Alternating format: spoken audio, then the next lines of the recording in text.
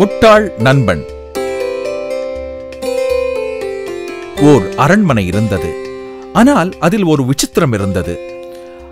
அது என்னவென்றால், அந்த அரண்மனையில் ஒரு குரங்கு இருந்தது. அந்த குரங்கு ராஜாவின் மிக நெருங்கிய நண்பனாக இருந்தது. அதனால் அது எப்போதும் ராஜாவின் பக்கத்திலேயே இருந்தது. ராஜாவும் குரங்கை மிகவும் நேசித்தார். ஒரு நாள் ராஜாவும் குரங்கும் தோட்டத்தில் உலாவச் சென்றார்கள். அட அச்சச்சோ! திடீரென்று ராஜாவின் காலுக்கு அருகே பாம்பு இருப்பதை குரங்கு பார்த்தது.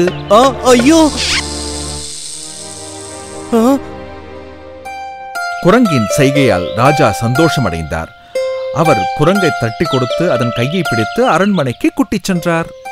இன்னைக்கு தோட்டத்துல இருந்த பாம்பு கிட்ட இருந்து இந்த குரங்கு தான் என்ன காப்பாத்திருக்கு. அதனால இன்னையிலிருந்து இந்த குரங்கு தான் எனக்கு மெய்காப்பாளன். அது சரி, ஆனா ஒரு குரங்கு எப்படி உங்களுக்கு பாதுகாப்பா இருக்க முடியும்? இத நீங்க ரொம்ப நல்லா யோசனை பண்ணி பார்க்கணும். அரசே, நீங்க உங்களுக்கு ஆபத்தை உண்டாக்குறீங்க. தயவு செஞ்சு மறுபடியும் யோசிச்சு பாருங்க.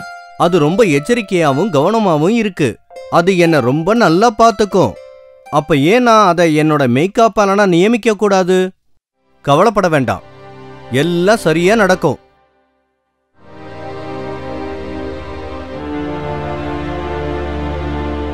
ஒரு நாள் ராஜா அவருடைய அறையில் தூங்கிக் கொண்டிருந்தார்.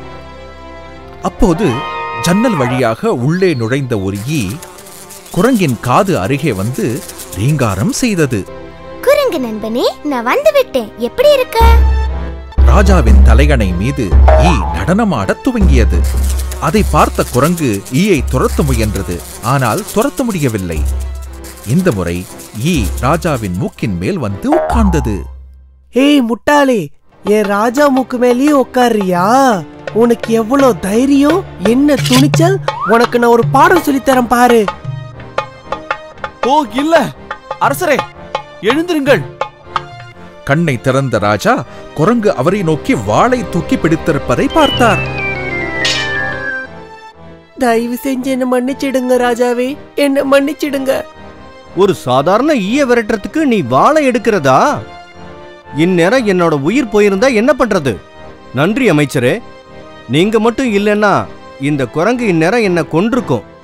இந்த குரங்கை என் மெய்காப்பாளனா ஆக்குனது என்னோட தப்பு. அது பழையபடி என்னோட நண்பனாவே இருந்துட்டு போகட்டும்.